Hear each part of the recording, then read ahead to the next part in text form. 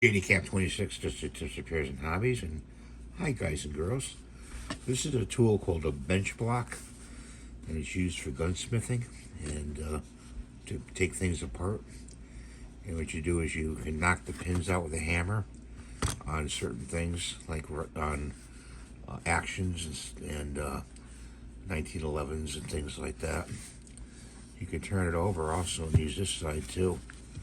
Okay, so it has a dual side purpose to it. Okay, and I want to show you that because you could print this out on your printer. You can find that on, I believe, printables.